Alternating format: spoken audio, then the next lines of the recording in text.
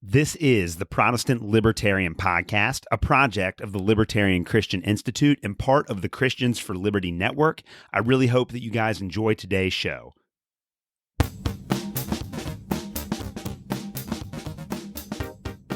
All right, guys, welcome to another episode of the Protestant Libertarian Podcast. This is going to be a very special episode today. I recently had a conversation with Dave Casey of the Dave vs. Goliath podcast on LCI's Green Room. This was a couple weeks back, and it was set up as a debate, but it was more of a friendly conversation. Dave's a really great guy, and as you can tell, hopefully by the end of the show, I have a lot of respect for him and hope that you guys all go and follow him. But it was a conversation between him and I over the difference between Chase Oliver and Donald Trump and whether or not libertarians should vote for Oliver or vote for Trump. So I took the position that libertarians should vote for Chase Oliver. He took the position that libertarians should vote for Donald Trump. And we had a nice long discussion about that where I laid out all of my thoughts on Oliver and on why libertarians shouldn't support Trump. And he laid out all of his positions for why he thinks that Trump is actually the best choice for libertarians this time around. Since my episode that came out on Tuesday was me giving you all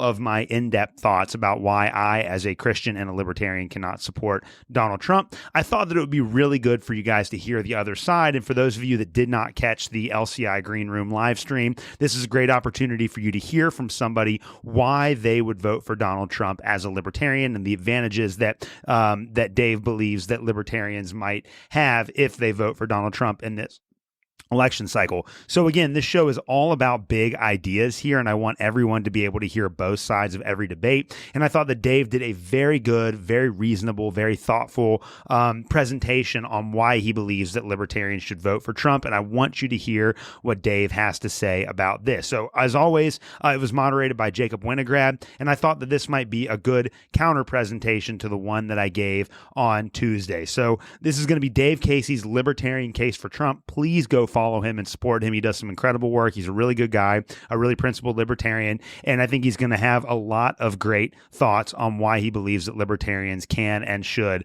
vote for Donald Trump this time around. Enjoy the episode, guys.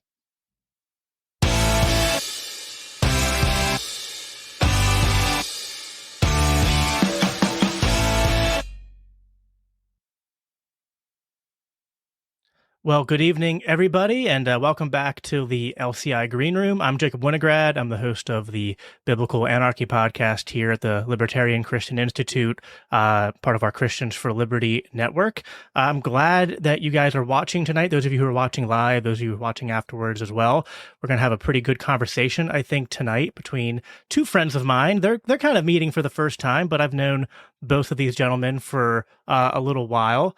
And we're going to be talking about some things pertaining to politics. And I just wanted to do the usual disclaimers here at the beginning that we, as the Libertarian Christian Institute, insofar as I'm here representing them tonight, we're a nonprofit and we don't make endorsements of parties or candidates or anything like that. But the purpose of this conversation should be informative, should be educational, and to kind of showcase what the issues are from a Christian perspective and a libertarian perspective going into this November, because there's a lot of critical issues that are at stake that people care about. And so that's what we're here to dive into and discuss. And so sort of the informal resolution for tonight is, for libertarians, what are they going to do in November? Should they support Chase Oliver, who is the Libertarian Party's presidential nominee, or a lot of libertarians, including Dave here tonight, think that perhaps libertarians would be better off throwing their support behind Donald Trump? And there's going to be some reasons given for that. Before we get into it, please make sure, wherever you guys are watching, if you want to like this stream, subscribe wherever you're at. That helps us out, boost it so that more people can watch. And yeah, so I'll kind of introduce you both one at a time before we kind of dive into it. Of course, Alex should be no stranger. He has a little bit of an unfair advantage here. He's kind of playing on the home field. Right. One of our fellow podcast hosts here at the Libertarian Christian Institute, host of the Protestant Libertarian Podcast. Alex, you want to give just a little brief introduction to yourself and just your general opinion and mindset going into this conversation? Yeah, I mean, I'm Alex, the host of the Protestant Libertarian Podcast. I live in the state of Kentucky, and so I'm sure this is going to come up later on. My vote really does not matter at all because Donald Trump is going to get all 8 of my state's electoral votes. So I'm in a very convenient position as a libertarian to be able to say that regardless of who won the LP nominee, I could throw my vote to them because it really doesn't matter. I can appreciate that the issue is probably a lot more complicated and complex for people living in other states, especially swing states where their votes really could help decide the margin of victory in this election. And so I'm really excited to talk to Dave about that tonight. I also love that Kamala Harris is not one of the 2 options that we are going to be discussing on the show today. I think that's great common ground for all of us to be starting on tonight. Yeah, no, I think, yeah. I mean, like, some people might suggest, like, are you going to do why don't you have someone representing Harris? And I don't know. I mean, maybe I'm a little bit too impartial there, but I feel like other than actually, no, we'll just give the libertarian case for Kamala Harris right now. It's just full blown collapsitarian, right? It's just like, you know what? I'm tired of this kind of slow, drawn out movie simulation we're stuck in, and I just want to fast forward to the end. So there we go. We've represented the libertarian argument for voting for Kamala Harris. We don't need to deal with that for the rest of tonight. So yeah, Alex, I appreciate you being part of this. Dave, I've known you for a little bit longer than Alex. You and I both, I think, just have met through interacting in the Mises Caucus and the Libertarian Party. And you also have your own podcasts. I know you have your own Dave versus Goliath, and then you're also kind of a regular, I guess, co-host on The System is Down with Dan Smots, who is a complete coward. Who will not have me on his show. So I'm calling Dan out tonight because that's what you do when you bring up Dan, is you have to call him or Dave Smith a coward. Those are the Libertarian Podcast rules. Dave, I appreciate you coming out tonight to represent sort of the other side of this conversation. You want to give a little short introduction and your opening statement? Yeah, dudes, thank you for the invite. It's great to be here, Alex. Great to meet you, man. I, like you, am looking for a protest vote like I have been since, I voted for Ralph Nader in the year 2000. I've never voted for a Republican presidential candidate before. I've never registered as a Republican. I've never identified as a Republican. But the first time ever, I'm considering voting for one. But yeah, I'm a Ron Paul guy. I was, your classic liberal atheist a-hole before that. Changed some opinions and grew with the revolution. Participated in the Mises Caucus takeover of the Libertarian Party. And then, started a podcast. And then, pretty much Dan Smots and I made that thing Facebook official. And we do The System is Down like twice a week now. So. But yeah, man, I'm excited to have this chat. I kind of more looking at this like steel manning the Trump argument versus Chase, rather than this is not an endorsement, not telling anybody how to vote. But I might try and persuade you why it's, if you're going to participate in the action of it, if we're gonna operate under the assumption that we have free and fair elections and the presidents are not elected, but not selected, but elected. Then yeah, I think I can make the argument that there's a utilitarian argument, at least, behind voting for Trump over Chase Oliver. But excited about talking with you guys about it tonight. Right on. Dave, I did see a comment saying that your mic volume is still a little low to the audience. I've turned you up all I can on my end, so if you just want to mess with that a little bit, and maybe people will be able to hear you a little bit better. All right. Live stream, technical stuff out of the way. Although this is, that's rather minor. I've had Alex and I once interviewed Stephen Wolfe, who wrote the book The Case for Christian Nationalism, and we did the entire interview with Stephen. I think we had like a 15-second lag behind us, and was like literally like 2 frames every like 3 or 4 seconds. It was bad. That was one of the rougher ones we ever did. So yeah, I mean, like, I was really excited to do this because, from a personal level, LCI stuff aside, I really don't know how I personally want to vote this November. And I'm probably not even going to be super public about it, but I kind of see both sides to this. I even understand the perspective of some of the like anti-political agorists who think that you shouldn't vote at all. And I'm, or at least like in this election, I know like Dave Smith has said that he probably just won't vote this election because he doesn't want to vote for Trump or obviously Harris, and he just can't really support Chase, so he'll probably not vote or write in Ron Paul or whatever. And I think it's kind of respect all these different positions, but I personally feel like I would rather vote than not vote, but then it's towards what end?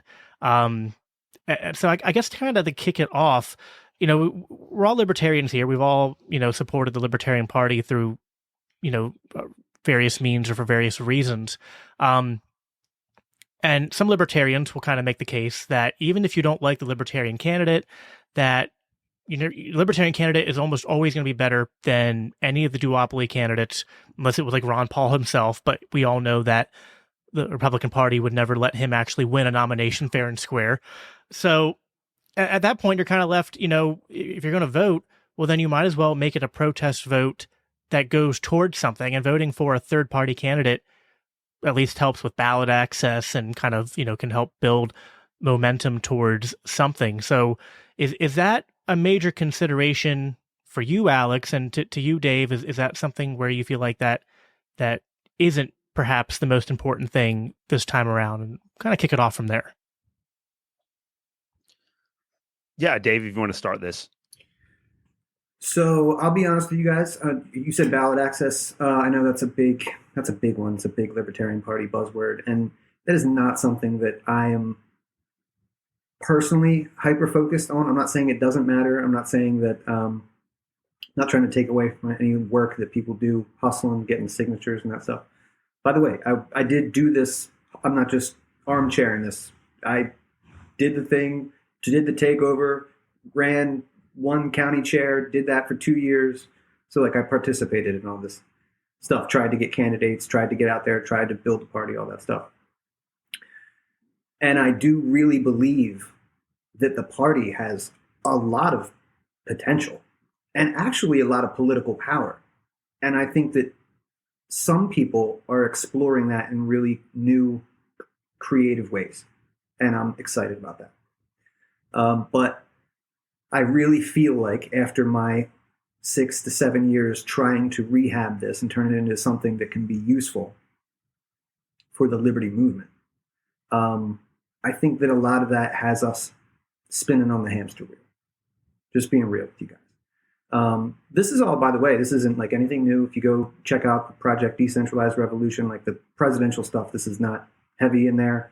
It's kind of like a standard bearer thing, a messaging campaign kind of thing. And we should be focusing on local elections, right? So yeah, I think that guys, I think that, like New York, they're not going to get it. They're not going to be, in 2020, we had all 50 states, and now it's 4 less. It will probably continuously be less. Like they are trying to kind of work this away, right? Yeah. And we can continue to spend millions of dollars and all kinds of man hours and labor and energy. And, the things that the post-libertarians got right was that there are only so many liberty, hands ready to do work. So we kind of should think about where we focus that. So ballot access and stuff, I don't know. Guys, I think that the lesson from RFK, if anything, let's learn from other people's mistakes. He had tens of millions more dollars, so many more thousands of donors and volunteers and all of the stuff, and he couldn't forget, couldn't even get on the debate stage. You know what I mean? We just really need to take a real reassessment of what we can do, which are some really cool stuff. We saw it this year with the Trump coming to the party and hearing some of our grievances and other things.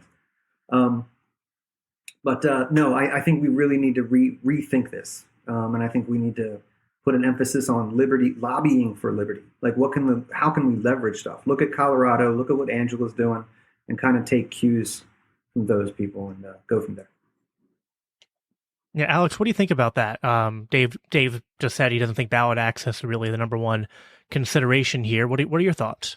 Yeah, I mean, I largely agree with much of what you just said there. We all know that the Libertarian nominee for president is never going to win the election. There's just not a chance that's ever going to happen. And I completely agree with Project Decentralized Revolution. And I think it's been successful in a way that a lot of the people that are upset with the Mises Caucus leadership of the party have not acknowledged. Like, I personally know several people in Kentucky that have ran for and won office as libertarians because of that grassroots support. And I understand why there are a lot of people in the Mises wing of the party, and I'm a part of the Mises Caucus wing of the party as well. I understand why there are a lot of people that are frustrated by Chase Oliver, because if you have a presidential candidate, the goal should be like messaging an image. You want somebody out there that's giving a bold libertarian message and that's sharing our principles. And there are a lot of people that feel, especially since Dave Smith was the front runner without even running at the very beginning of this cycle, there were a lot of people that were just disappointed with the results of that election.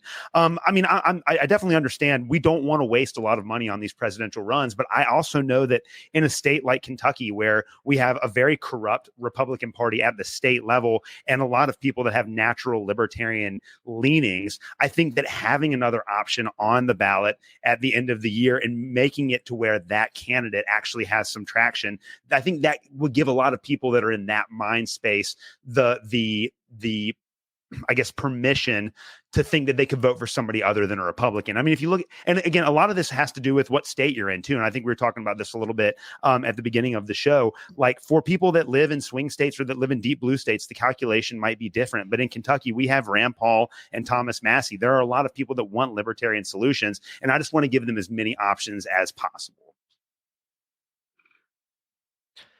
Yeah, I don't know. I guess what's weird is I feel like I might care about ballot access a bit more than both of you, although I still think that there are some people that care about it a little bit too much.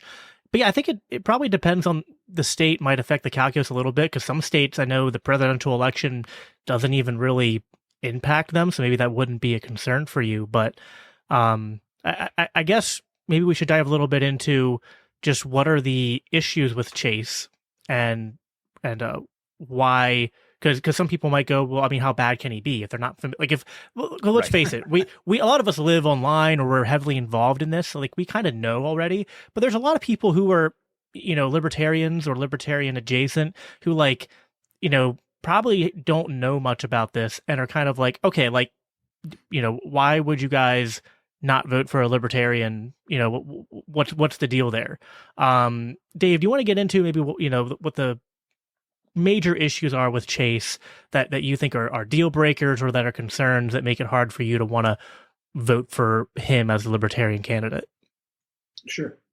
And I just want to say too that, yeah, I'm in a deep blue state, so I feel you on that, man. So like, it's easy to have a protest vote if you're in a non-swing state. But if we are operating like, okay, well, there are a few states that could lead to one or the other outcome. We should maybe get into that. But yeah, the reasons why you can't, man, they are plentiful. I'll start with the inside baseball stuff. This is a anti-Ron Paul, like vocally, anti-Ron Paul, anti-Mises, anti-Lou Rockwell, anti-Mises caucus. I mean, his candidacy was the answer to that, so it's not like he came in just kind of like a neutral or, I have different ideas. This guy was like, F you guys. I'm the answer to that. So on a personal level, I resent that. Policy-wise, I would say that at the top of the list, before we get into the issues, just broad brush it, Chase failed the biggest test that any leader that we should take on that had in 2020. Chase listened to, and he would say, well, you're free to do what you want. Yeah, you're free to take the advice of the regime about mask mandates. And you're free to take the advice about getting the jibbity jab if you feel like it. You are free to do those things, sir. You're free to buy 100 versions of colorful masks to express yourself and virtue signal. You're free to do that. But that's not what I'm looking for in a leader. And that was a test, and you failed it bigly. So, like, I'm sorry, but you can't lead the most radical party in America. That's all automatic deal breaker. On a specific level, the position he's taken with puberty blockers for children, not being firm enough, just answering that clearly bothers me a lot. It's funny, like he'll flirt around like that lefty kind of like healthcare is a right kind of world a little bit if it fits his narrative. Like I resent, and we could get more into this. This is, a hot topic amongst libertarian circles, but I don't care if a parent and a doctor and a child agree that you can mutilate that child. That is not in line with, nature Right. and my beliefs. So, like other people would say, well, who are you to intervene? Okay. You can have that conversation. Are parents and tattoo artists free to tattoo their kid's face? Are they free to, should I leave it up to my next door neighbor if they want to punch their kid in the face nightly? Is that, well, whatever. That's how they parent. Yeah. So those kinds of things, guys, I think that these are like super deal breakers for me. I can't see co-signing that in any kind of way, or promoting that, or trying to get somebody to leave their tribe of red or blue to go, look at this. There's no way I would point somebody to that, Yeah. Well, yeah. So I feel like Alex is probably going to agree that that's not a. Those are not things that I think any of us here would be like, "Ooh, we're going to defend Chase on that." Like he got it right. Yeah. But Alex, how would you handle that? Like someone who thinks that maybe we should vote for Chase and encourage others. If someone is like Dave, whether they're a conservative or a libertarian or just a regular American who just hated the COVID crap, or who can just kind of understand intuitively that children can't consent to these procedures and stuff. I mean, listen, Chase's position is so bad and also inconsistent that even like Reason Magazine's Liz Wolfe was grilling him on it, saying and effectively too. Yeah. Effectively, like, okay, you say, because Chase's position, to be clear, is he says no to the surgeries, but that it's okay for hormone treatments and puberty blockers. And she was like, well, why? Like, kind of feel like you need to be either for both or against both. Otherwise, it feels like you're just kind of like drawing an arbitrary line in the sand and not really giving a reason. So, he's definitely not a position that I would defend in terms of like saying that I'm for that. So how do you handle that, Alex, if you're having a conversation with someone and you say, hey, I'm voting for Chase Oliver, and either of those things come up? Yeah, and I want to bring it back, actually, the first thing, because the thing that is the most frustrating to me about Chase Oliver is what he said about Ron Paul. I mean, like, Dave, you're 100% correct. That made me so angry I forgot about it. Oh, no, I know. And that's so terrible. And like, I just don't know like what kind of libertarian you're trying to appeal to by attacking Ron Paul. I mean, like, I think even like left libertarians have respect for the guy for being consistent, So that one was the one that really threw me for a loop. As far as the COVID stuff goes, I agree. He was not good on COVID, and he parroted all the regime talking points. It does seem as if his campaign has been walking some of that back lately, just following his Twitter feed. He seems like he's a lot more vocal against those kind of things. Of course, it's hindsight's 2020. He knows now what he didn't know back there. And so it's very easy to say after the fact, okay, well, now that it's kind of acceptable to criticize this stuff, I'm going to go back and criticize it as well. I think that like my biggest defense of Chase Oliver is that Donald Trump is the father of the COVID chaos. Like he's the one that kept Fauci in charge all throughout 2020. He's responsible for the lockdowns, and COVID-19 was probably developed in an American funded lab during his presidency. And then the Biden and Harris administration took what was a terrible situation and only made it worse. So both of the major party candidates are just as responsible. I mean, they're actually responsible for implementing these policies. Chase Oliver just responded to it in a very non-libertarian, non-critical way. Does not excuse him for what he said. I'm not trying to make it that case as well. With the hormone stuff, I agree. It's a really big problem. And I know that, Jacob, you know this, and Dave, I'm going to say it, and I hope you don't lose respect for me. I am a public school teacher. It's one of the reasons I'm a libertarian. I kind of woke up inside the system. I literally had a red pill moment in 2020. And so I understand how damaging these drugs can be for kids.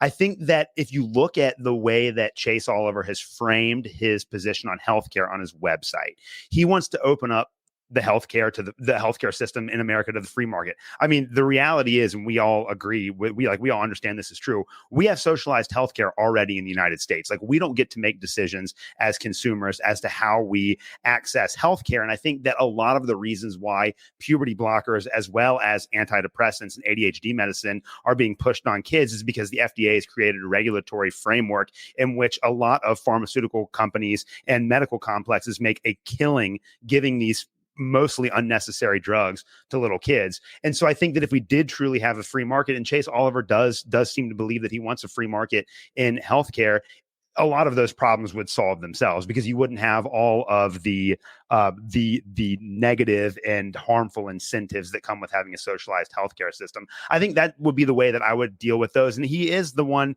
who is advocating for the highest level of markets in our healthcare system. I think that that's my defense. Again, I'm not saying that he was right or even good on any of those issues in particular. Dave, I totally understand all of your concerns. I just still think that he's better on those issues than the alternatives. Yeah. Dave, you have any responses to that? So I would agree that let's put aside the border stuff. Let's put aside the kid transing stuff. Let's put aside the mean things that he said about our friends. Yeah. Yes, he's going to be better on gun policy than either of the other two candidates. He's going to be better on tax policy and probably better on foreign policy, right? And I'm sure more issues than that, dude. Here's the thing, though, and this is where I think we need to really consider this. Nobody knows who he is, and nobody, when they go to check that box, it'll just be the third box.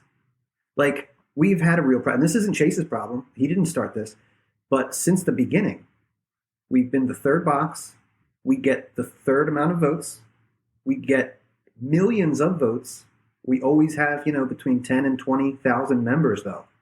So there's this huge disparity. There are millions of libertarian-leaning people out there. They're looking for something. And obviously, we all want to protest vote. Sometimes that's good. I'll accept it. It's easy to do it from Delaware. Here, Gary Johnson, no problem. Right. That was easy for me, and I feel clean doing it. You know what I mean? Yeah. But I think that at this juncture, and really for me, I've talked some shit on Chase. I haven't really talked about Trump yet. But a lot of this changed for me post-Libertarian Party convention, when you came to me. When you came to me and said, what do you want? Because I know that he didn't come there because he thinks that we're really cool. He came there because he wants our support. He wants our votes. He wants, pay attention to me. That's what an egomaniac trying to get all the biggest numbers ever, Right. That's what he would want. But he's also...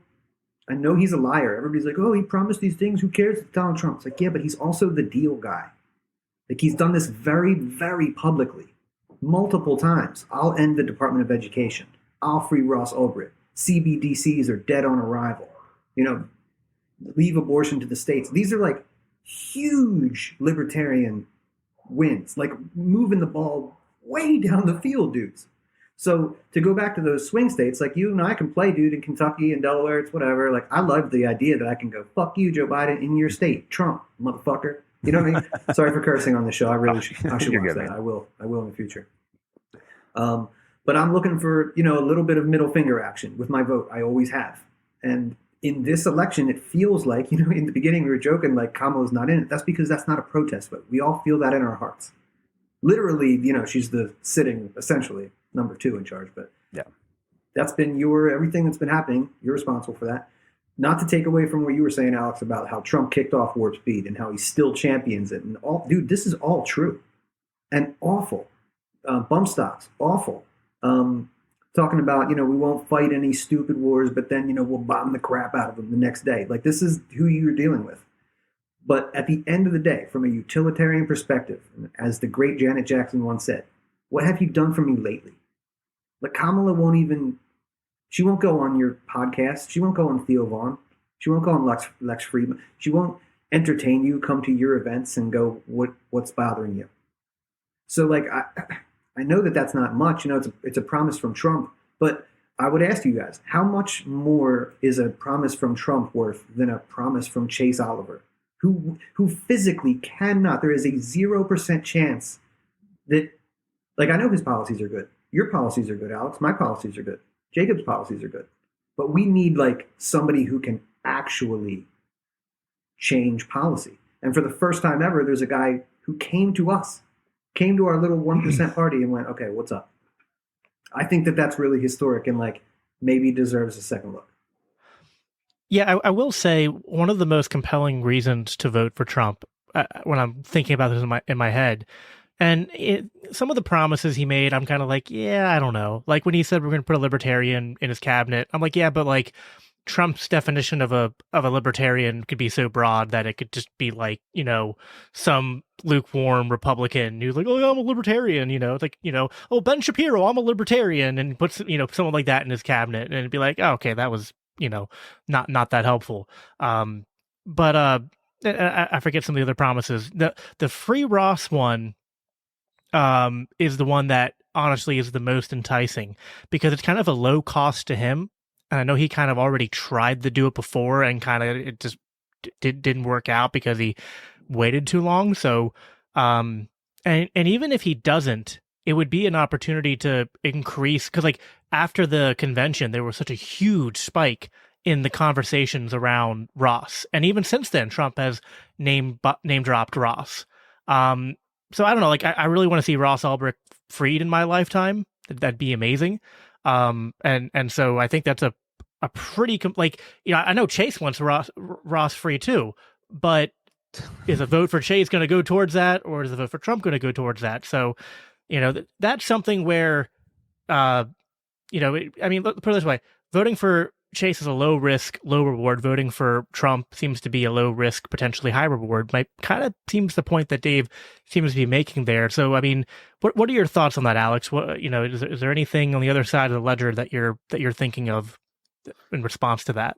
Yeah, I mean, I agree with all of those concerns, and I love that Donald Trump came to the Libertarian convention, and I love that he's listening to libertarians, and I love that he's trying to appeal to us. The problem is just his record from his first term in office. He talked a great game in 2016, and even though I didn't vote for him in 2016, like when he was elected, I was kind of like, okay, this guy says he's going to drain the swamp. Like let's give him a chance. Like he's saying the right things, but by the time he left office, he'd increased the budget, he'd increased the deficit, he'd increased military spending, and he had harassed Jerome Powell because he believed that like Powell hadn't kept interest rates low enough. You know what I'm saying? And so like Donald Trump, just I don't think he fundamentally understands any of the issues that are plaguing our country. He has some excellent intuitions. He has some really great intuitions, but he surrounds himself with some of the worst possible people. And now I hope, like, and again, to your point, Dave, a Trump presidency is preferable to a Harris presidency. And so like in the real world, I hope that Trump wins because it's going to be either Trump or Harris. And I think that Trump is at least going to be marginally better than a Harris administration. But I just don't see him, based on his record during his first term in office, making the kind of sweeping changes that I think we really need to have unless he learns to surround himself with better people. And he just did not have a good sense of that the first time around. Now, maybe he's changed. I hope that he is. And hopefully, like in 2 years, we could come back on the green room and have this conversation again. And Dave, you and Jacob could tell me how wrong I was and how Trump actually did change the world. And I would love if that happened. I just don't believe it based on his first term in office. I just think he's going to get in there. He's going to allow himself to be rolled by whoever his most powerful influences are. And I don't think we're going to see any real change. See, I love this position. I can sort of play off my cognitive dissonance on this subject and kind of do good cop and bad cop in both directions. So I'm going to take this back. I'm going to piggyback off Alex's point to Dave.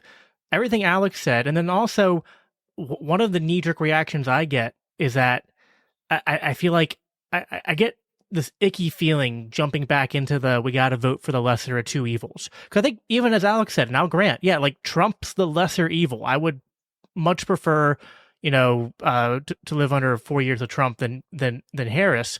But there's a difference between me saying I'd prefer that versus I'm going to vote for it. Because especially for me to go around to tell people like this is who I'm voting for, because I feel like that just lends more credence. I know we hate the term duopoly because it's like kind of like an overtired libertarian talking point, but like there is truth to the problem of this two-party system we live in, where it's every 4 years we're kind of forced into this, you know, voting for the lesser of two evils, and it's from both sides. I get nauseous hearing it from Trump supporters and family members who are Trump, who are like, oh, if Harris wins, it's going to be socialism and communism. And I'm like, man, we've been living under basically socialism for a while. Where have you been? And then flip side, like my leftist family and friends, although that's a much smaller list. But my sister's a big leftist, and she's literally like, thinking like living in like she feels like Trump's an existential threat. And she's like, yeah, you know what? I would vote third party because I know the system's corrupt, but we just got to stop Trump. He's so bad. And I'm like, yeah, you said that last time and the time before. And like every 4 years, it's just, the other side's so bad. We got to vote for this one. And I really don't want to play into that because I feel like that just is part of the machinations that keeps the system of perpetual socialism and tyranny going. So what are your thoughts on all that? So I would say, as far as, voting for the lesser of two evil, man, that's something that I've echoed for a long time, dude. I've only voted pretty much independent, libertarian, Ron Paul. I totally understand that. And if you were to go, dude, it's Jeb Bush versus Hillary, or it's, Nikki Haley versus Kamala Harris, or whatever. It's like something like that. I go, dude, you're right. Different store, same groceries. But I definitely feel like, and this is somebody, again, I've thought that most of our presidents are selected, not elected. The first time in my whole adult life, I thought that might be different with Donald Trump. I mean, they just shot at him, right? So, like, we're assuming that that's some real shit. Then forgive me again, biblical podcast. You're good, man. But I think, listen, you're not as bad as Scott Horton yet, okay? So right, okay, all right, yeah. Scott set the bar high for swear words on our shows. So I think, dudes, that we are in competition with the right in a way that we are not with the left. So libertarians right now who are in the Trump orbit, like Clint and Josie or Angela McArdle has been to Mar-a-Lago to discuss this. Like, this is better. This is, if we have people around Trump, I think that if, not only is that just advantageous politically, but Trump will respond to, ideas that are popular or that make him look good. So like if, like the CBDC thing is a perfect example, man. Like when, Vivek came up to him and was like, hey man, you should probably take a look at this. He's like, what is it? I don't know what that is. Tell me about it. And he gave him the lowdown, and he came out in a speech like a couple days later and was like, what's up with these CBDCs? We can't have this, So I really do think he's kind of ignorant, on a lot. And he's got some pretty good instincts. But I think, to your point, dude, horrible cabinet, horrible picks in 2016, some of the worst human beings on the planet. All I'll say is that, going right with what we can see right now with RFK Jr. and Tulsi, that's like more encouraging.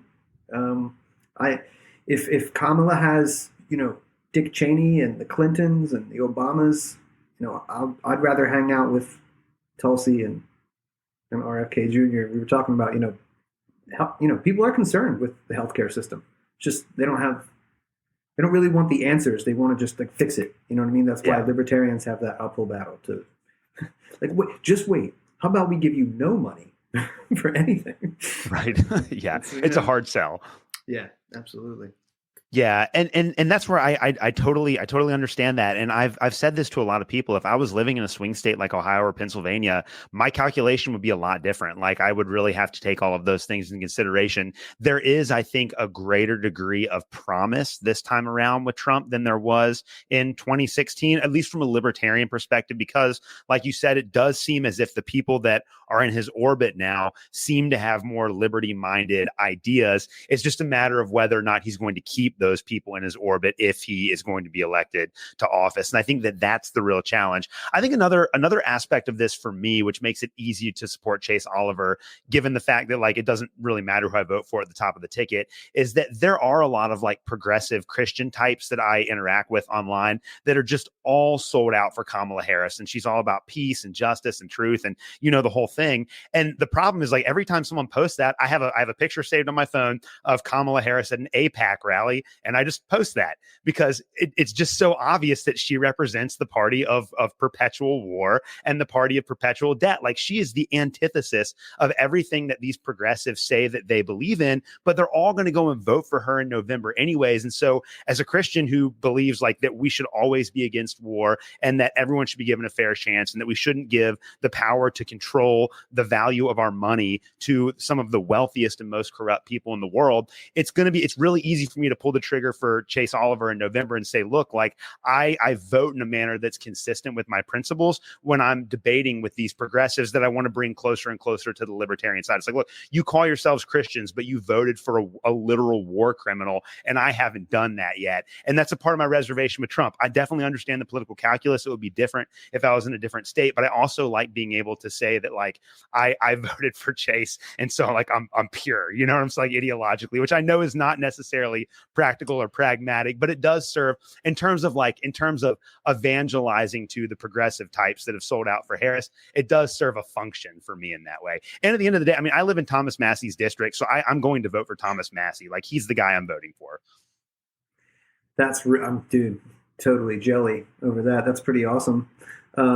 He's the best. Yeah, you got Rand Paul too.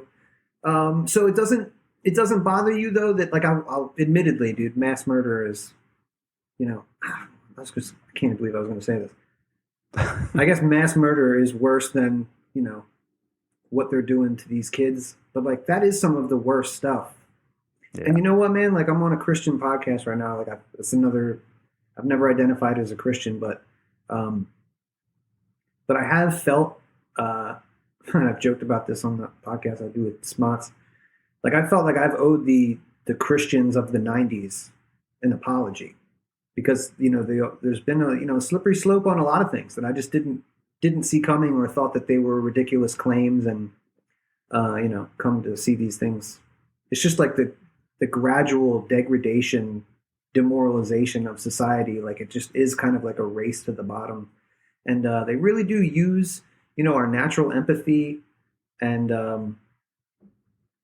they use that against us. And they want you to just, I don't know how they do it. And when I say they, I don't know what that is either. I used to be very uncomfortable using terms like demons and, the devil and things like that. And I'm not even sure I don't have definitions for these things, but I'm okay using the terminology now. Like, I feel like I've seen so much evil in the world in the past 10, 15 years. This is like, and I've been paying attention since 9/11, but just like ultimate evil that like, I feel like I'm meeting God through the devil. Like I'm being pulled towards, like, some of my best friends are Christians and, like really getting a lot out of it. And, using terms like, man, the armor of God, I'm putting the armor of God on. Like, this just like, it resonates with me when I feel like we're surrounded by such evil. Like, I really do feel that way, man. I don't know, it kind of got off on a little mini tangent there, but since we're on the Christian Institute podcast, I just figured I would put that out there. Yeah, no, I completely agree with that. And I do think that this is where like the Christian analysis of human sin and human hubris really comes into play here. I think that if you look at the way that the Bible talks about the responsibility that human beings have, going back to Genesis chapter 1 and 2, which is the story of creation. It's the foundation for the way that we as Christians should understand the world around us.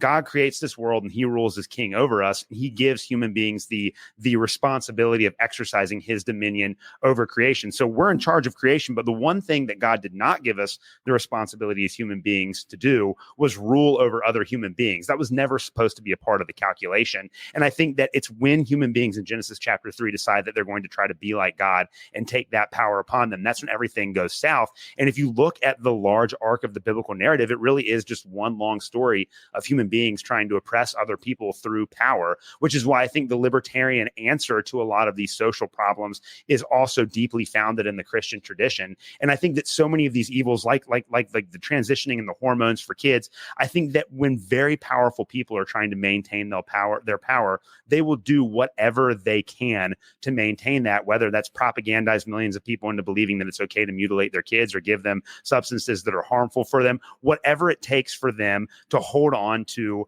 as much power as they possibly can, they're going to do that. And I think that we're seeing that play out right now. And I'm with you. Like the hormone stuff is really, really horrible. I understand how somebody that has Chase Oliver's worldview might be able to justify that morally, but it just doesn't seem, it seems like it's something that's contrary towards nature, right? Like we just kind of both understand that regardless of what your political positions are, and we're both good libertarians, we believe that when you're an adult, you should be able to do whatever you want, but that's not something that we should be able to force on kids. But also to like, I think an even greater extent, I see this working in the schools too. The hormones are really bad, but like, man, it's so easy for kids to get a prescription for Adderall or a prescription for Zoloft. And we have no idea what the long-term consequences of those pharmaceutical products are too. And one of the biggest lessons that we learned during COVID is that a lot of this comes down to the fact that the pharmaceutical companies completely own the regulatory agencies that make the decisions about what drugs are safe for kids and how doctors can administer those drugs to kids. And I think that whole thing is just so sick. And what we really do need is a free market solution for that problem. I guess I want to bring that back to you. I mean, because I don't know what Trump's position on healthcare is, because I don't think he talks about it very much. I mean, do you think that there's the potential within a Trump administration to address some of those systemic issues like that? So I think because he's at least beholden to, like the evangelical right, that they'll be in his ear. And at the very least, you can count on them for that. Hey, man, we can't do this to the kids. And I think that I can't believe this got this far. Like in Delaware, man, I'm sure it's not this way in Kentucky. I hope not. Yeah. But in Delaware, Medicaid will pay for your kid. If you're poor, will pay for your kid to get that done. And in fact, they're trying to pass a law here that like if a kid runs away from Florida because Florida won't do it, it's like legalized human trafficking, man. Like come to Delaware, we'll do it, and we won't send you back to your parents. Like they're pushing for that kind of stuff. Already on the books, like, the teacher doesn't have to alert the parents. They'll send insurance companies in Delaware, like, don't want to have to alert parents to what they do for kids if they're on the policy, these kinds of things. So like, it's policy. It's not just like two like clashing parts of civilization. It's like, this is official policy, In fact, the Affordable Care Act mandates that, you can't discriminate based on gender, ideology, all that kind of stuff. So, and if healthcare is a right, blah, blah, blah, blah, blah, then a kid who's 13 years old can, get these things provided for him, and your tax dollars will pay for it. So yeah, as far as getting Trump to do something about that, man, like, I don't know. I have a feeling that like he's playing a Christian on TV. I don't get the feeling that he is one. In fact, I'm sure you've seen that clip where, they go, what's your favorite? You guys talking about me playing a Christian? No. Sorry, I had to hop on. Sorry, I had to. No, which clip? Go ahead. Sorry, I didn't mean to cut you off. Oh, I'm sorry. I was going to say I apologize. I had to rush away like that. I had a little bit of a mini family emergency. But catch me up. What's the clip you're talking about? Trump was on Fox years ago, and they were like, "Well, what's your favorite Bible verse?" And he's like, "All of them. I just like them. They're just all good. I like them all. They're pretty great." Yeah. Well, listen, I mean, if he knew anything about the Bible, he would have chosen Nehemiah as his favorite. I mean, come on, building the wall around Israel. Right, yeah. I mean, he should really learn. See, Nehemiah is actually a libertarian way of building the wall, just getting everybody to build their own wall right in front of their spot, right? I mean, it's the perfect solution to the to the border problem. Yeah, but instead he goes, no, they're all good. I'd like them all. Yeah, classic Trump. Yeah, that's part of the problem. I don't know where you guys are in the conversation, so I would be totally throwing it off the rails. But I got to tell you, from part of my issue with Trump is from that Christian perspective. That like so someone said earlier in the comments, Casimir asked if I think if I see a difference between like McCain style Republican and Trump style Republican, and like, yeah, sure, like I can see a difference, but there's also similarities that irk me, which is kind of the taking Christianity in vain sort of thing, but in different ways. Like McCain's like, yeah, I'm a good Christian man. I just advocate for, genocide halfway across the world. And Trump's like, I'm a good Christian man, even though I'm really just using this Bible for, and Christianity to get votes, and I've had a million different relationships with different women. I mean, he doesn't really seem like on the stuff that Chase is bad on, the LGBT stuff, the woke stuff. I don't get the sense that Trump is like that much better. Even like I'm not saying he's not like. I'm not saying he's as bad as like a typical lefty, but I don't see him as some kind of like great conservative cultural warrior or anything. If that makes sense. Can I ask you guys a question? Yeah. All right. We all pretty much feel like Trump is full of shit, and he'll say what is is expeditious just to get it done, say whatever it takes. So if I've seen criticisms that like from the pro-life community that he's not full on. National abortion ban, that's not his policy. Like, no, I'm going to leave it 10th Amendment style. We're going to kick it back to the states. That's a huge upgrade from Roe versus Wade being law of the land. So I guess my question is, is that better? Like he's saying, I'll take the policy that will allow abortions, but you will, because of that, get less abortions happening, right? Or he comes out and says, I'm fully against abortion to give you exactly what you want, 100% of your policy. But he loses because that position will always lose in America right now. So like, can you see how that would be? Is that okay? Is that tolerable? Is that like okay? Is morally like to say something that might not be honest to get a better result? Like it will save lives? What do you think, Alex? I mean, theologically, I would say no, but Donald Trump's a politician, and that's what politicians do. I mean, and I think this is one of the reasons why it's so hard for me to support really any politicians other than Thomas Massie or Rand Paul. And again, I think a lot of this does have to do with the fact that like the title of this episode is should libertarians support Donald Trump or Chase Oliver? Well, the question is Dave, do you really support Donald Trump, or you just think that he is a vehicle for achieving the policy goals that we want? He's just the kind of the means that we're going to get there. And I think that we both would probably agree, and it's the same thing with Chase Oliver. I don't necessarily support him as an individual, but I think that what he represents is important. But that's one of the things that is so frustrating for me. It's very easy to pull the lever for Thomas Massie and Rand Paul because I think they're consistent, and I don't think they're lying to me when they get on TV and talk. But I think most politicians are like that, and I think that that's one of the reasons why people are so cynical and upset with the political system. But it does. I mean, the point that you make is kind of like a Machiavellian one. Like good leaders, given the nature of our two-party, democracy that we live in right now. I mean, do they have to do that? I don't know. That's a challenging question. I guess I don't know what my answer to that question is from a political standpoint. So I'm going to kick it back to Jacob and see what he has to say.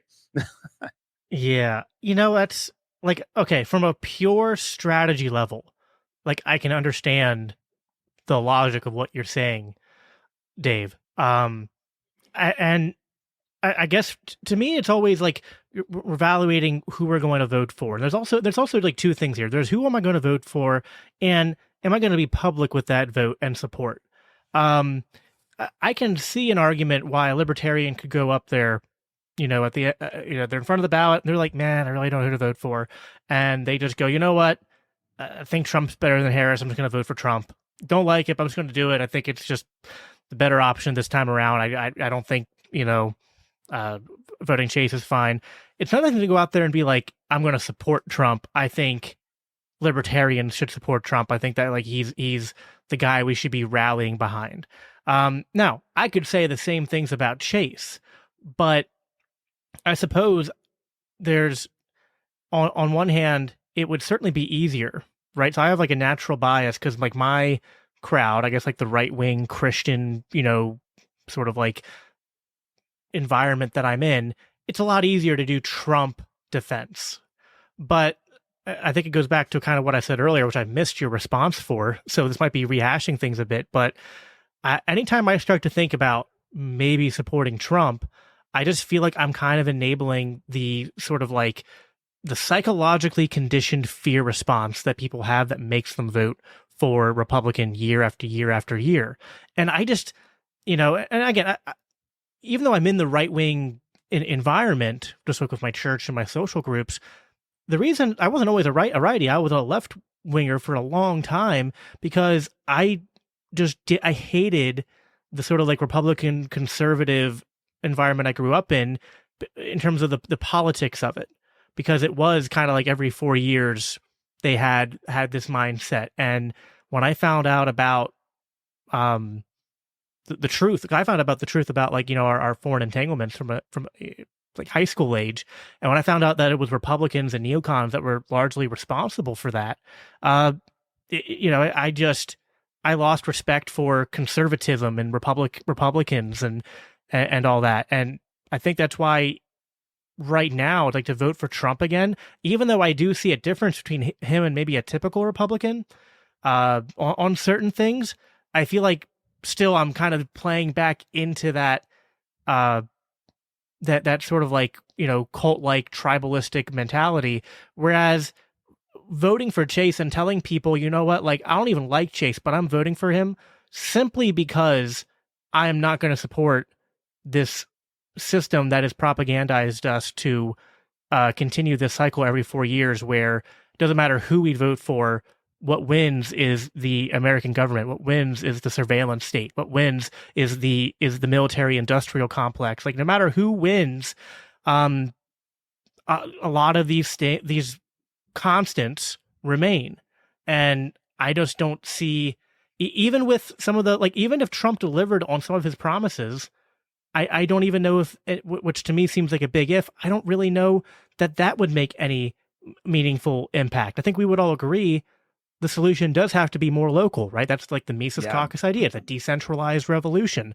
But is voting for and supporting Trump making the cultural impact to push people into that mindset of decentralization, or is it playing back into the solution's got to come from Washington and, you got to vote, the party line every 4 years because it's the most important election? Like, I feel like that kind of moves us, voting for Trump moves us away from the cultural impact that we want to have on people, which is to think more local, to think more decentralized, and to not buy into political propaganda.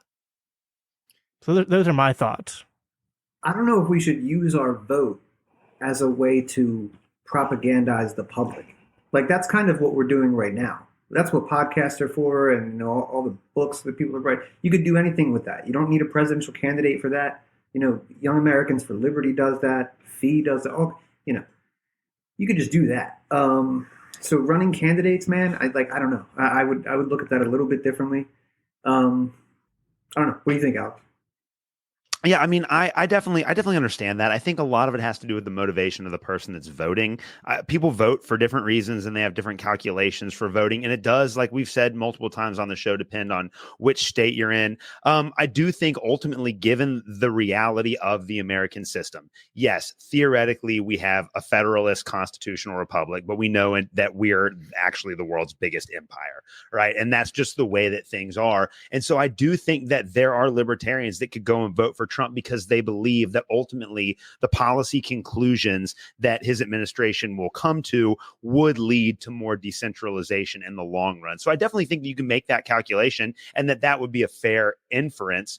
So again, I guess it just a lot of it just depends on your mentality as a voter and what you're hoping to get out of your vote. I mean, Dave, I totally agree with you on that. Like, you're like, our vote, like, one vote is not going to change the culture. What we're doing right now changes the culture. Building relationships with people and having friendships with them and talking to them and helping them work through these issues, that's what changes the culture, not casting your one vote for your one vote and 200 million for president.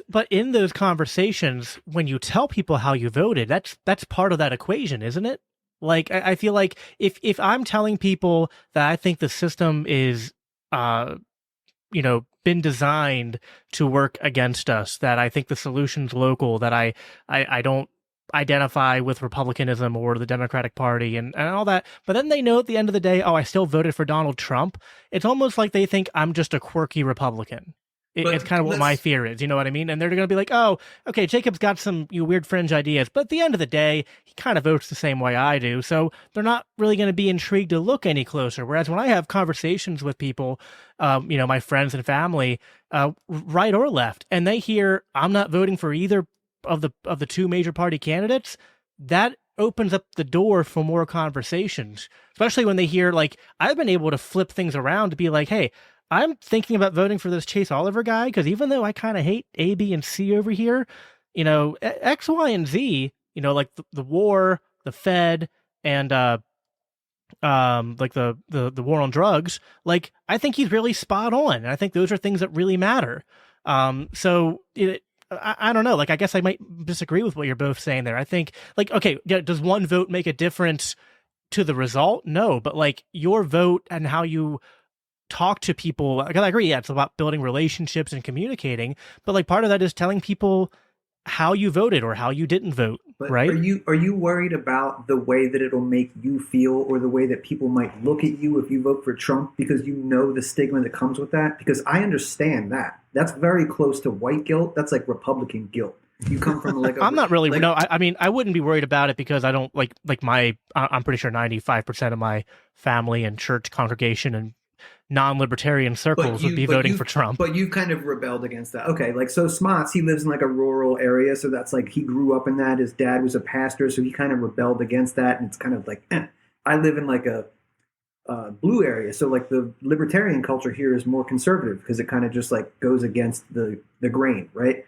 But I would just say this, man, if you're talking to people about like, just say, if I went up to somebody at the table, family table, and was just like, I'm going to vote for Trump for the first time.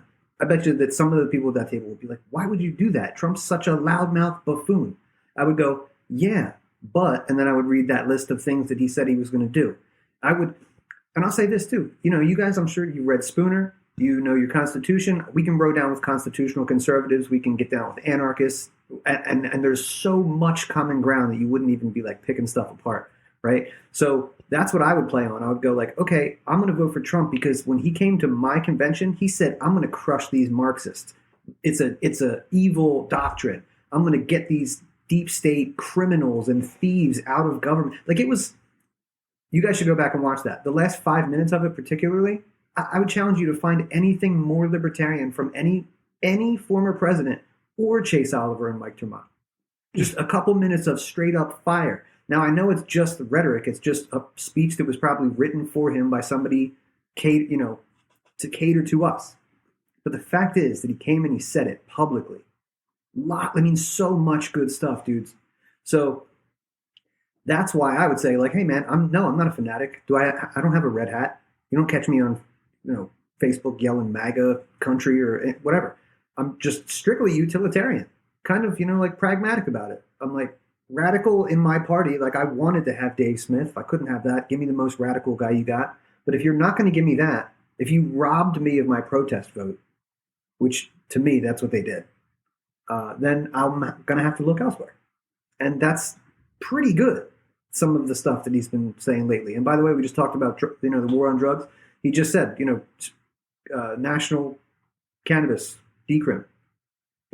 He's not even a guy who does any drugs or drinks or does anything.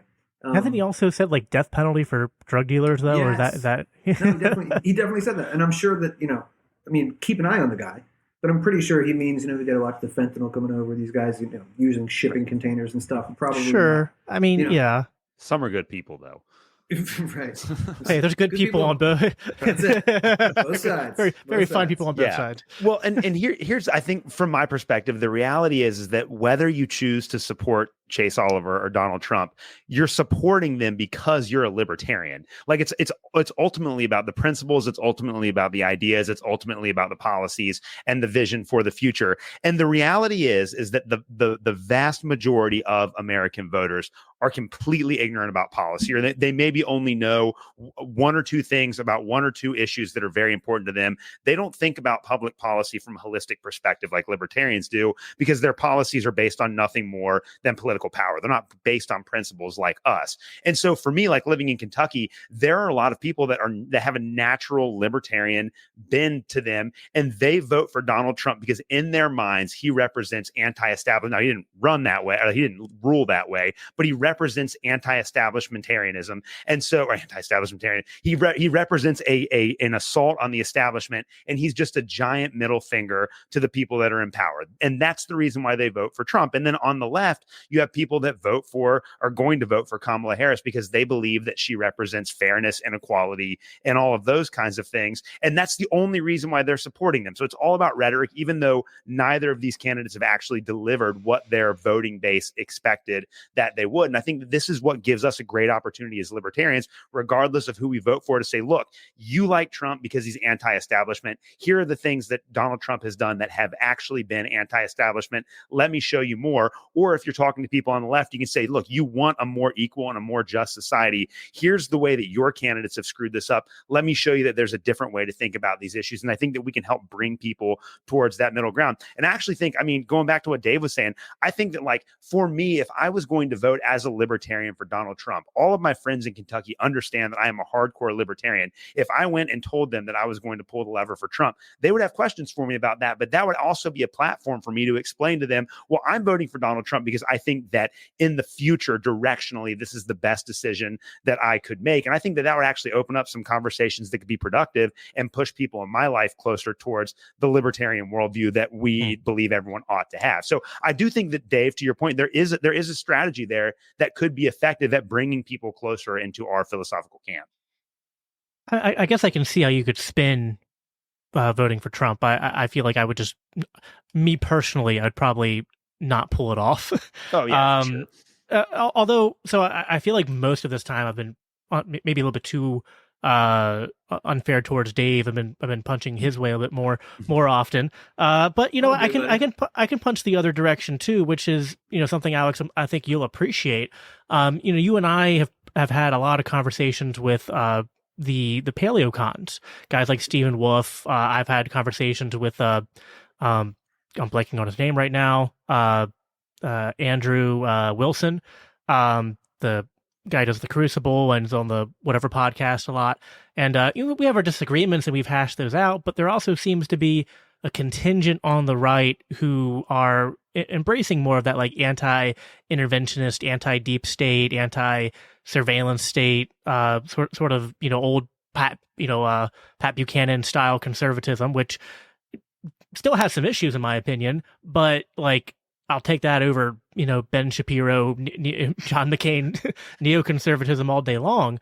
And although Donald Trump doesn't strike me as really a paleocon, he seems to be as close as we've ever had to, like, at least not being a neocon style Republican, and a lot of the paleocons have been attracted to that. So this was sort of what Vivek's appeal to libertarians was too. Like, you know, we need to have sort of a nationalist libertarian alliance sort of sorts, which sounds a little bit contradictory maybe to some, but I guess that's perhaps an argument that you might be sympathetic towards, Alex, that, you know, maybe we should be aligning more with the right-wing nationalists right now because they're, you know, we're united against a common enemy, and we can take that as far as it'll go, and then, you know, once we hit a point where there's a natural breaking point, have those, you know, fight those battles down the road, but right now fight the enemy that we can fight in front of us. So what would you say to that?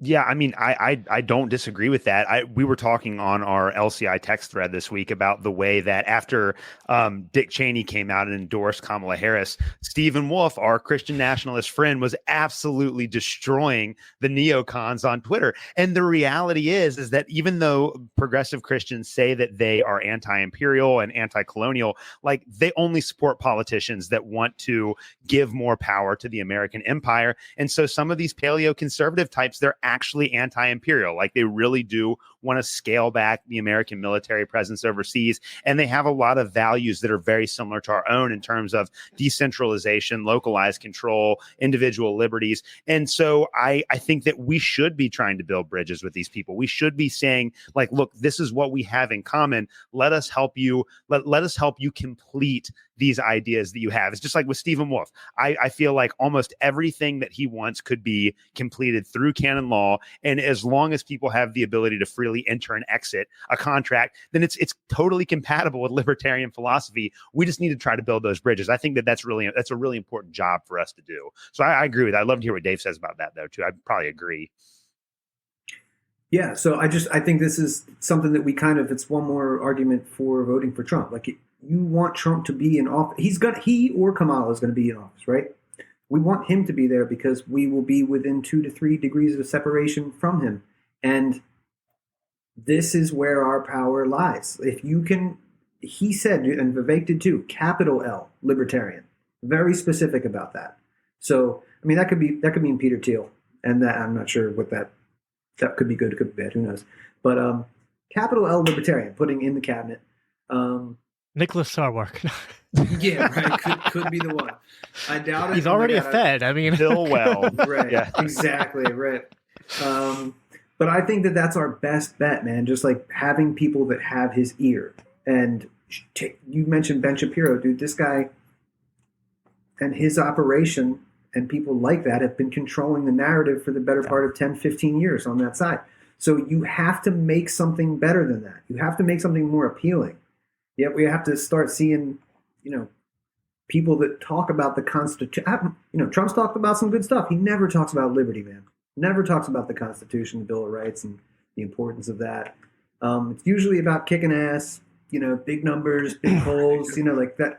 That's fine. The best, yeah. The best at everything. Right. I'm not supporting him because I think he's the best. And he didn't come to our convention because he thinks we're really cool guys, right? This is transactional. Like, I want something from him. And so that's what I think we should do. Put people close by and try and steer him away from the Ben Shapiros of the world and closer to people like Dave Smith and make it cooler. Make it cooler to look at. And he'll want to be around the cool kids. That's something you can count on him for. No, I agree with that. I do want to ask a question, if you don't mind, real quick, Jacob.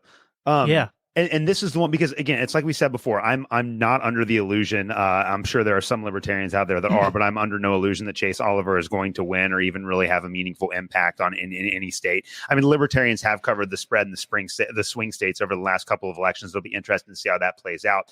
But ultimately, like, I would kind of like to know from both of you, like, does Trump have an actual chance of winning the election? Like, will the CIA let him become president if he wins the Electoral College? That's my question. Like because between the assassination and the Russian collusion hoax and everything that the media has done to try to paint him, all of the lawsuits and everything, I just don't see how the powers that be are going to let it happen, even if he is fairly elected.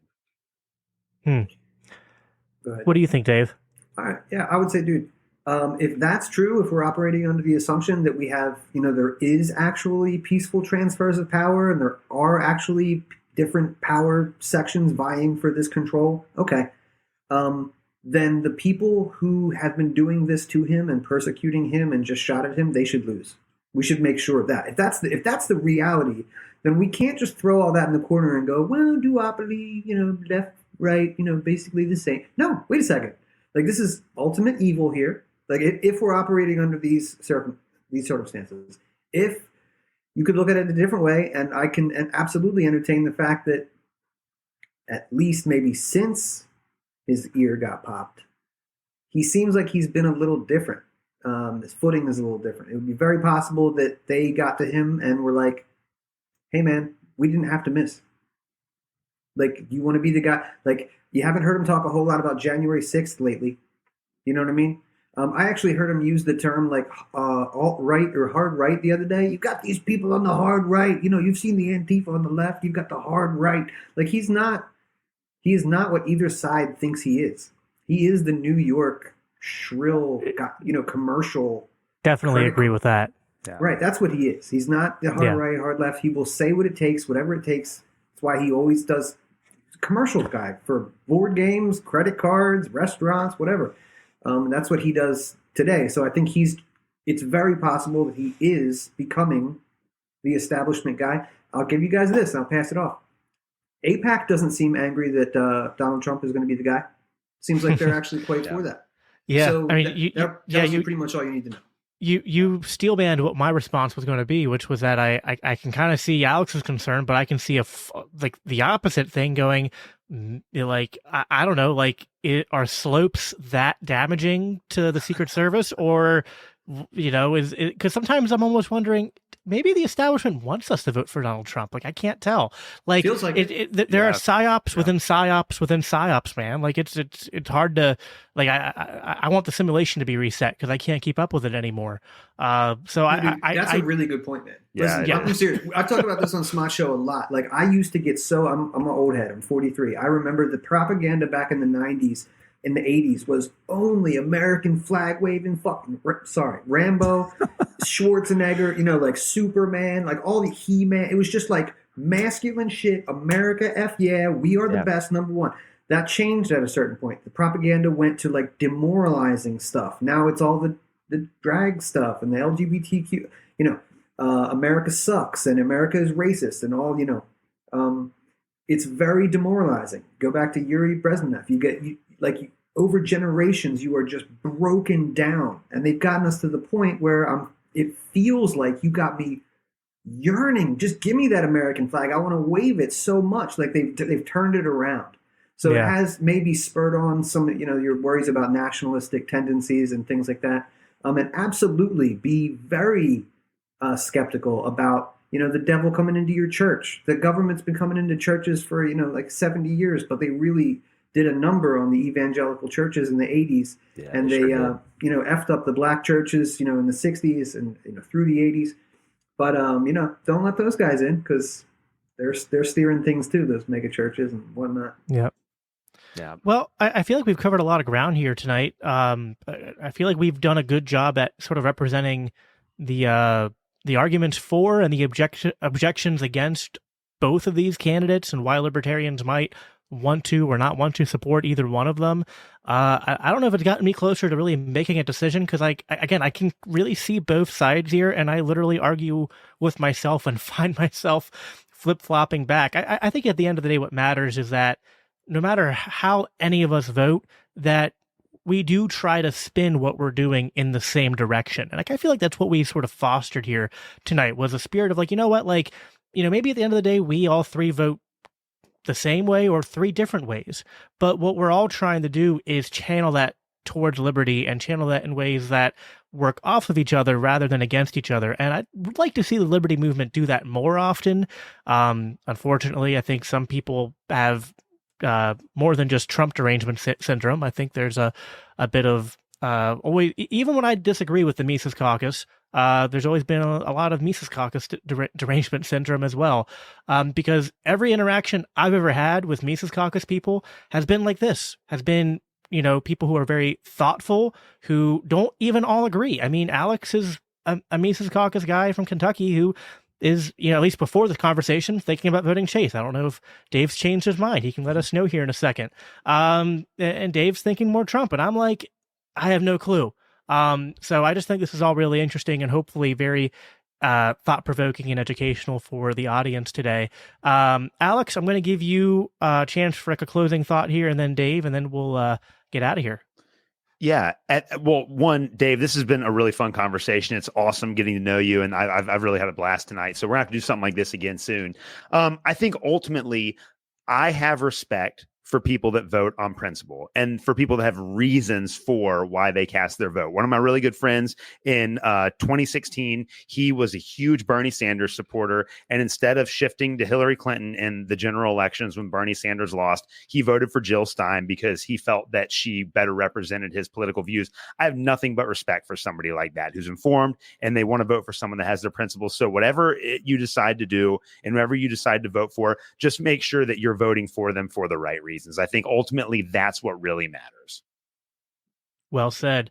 Did Dave change your mind, Alex, or are you still? Oh, well, I'm probably still going to vote for Chase Oliver. But it doesn't matter who I vote for. Trump's going to win Kentucky. It's just the way it's going to be. Fair point.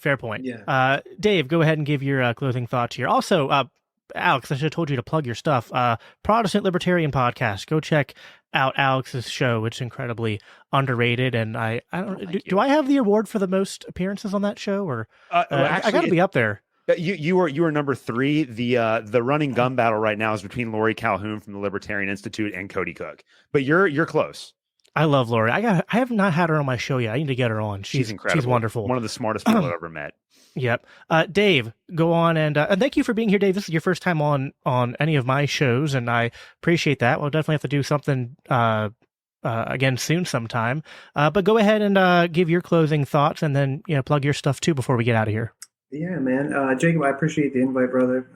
We've met a couple times in real life before podcast, so that's way better. And Alex, Thank you, man. I really appreciate it. From very thoughtful critiques, and yeah, dude, you seem like a real good guy, and you made some pretty good arguments for that awful human being. So, if anybody could do it, I'm just kidding. Just kidding.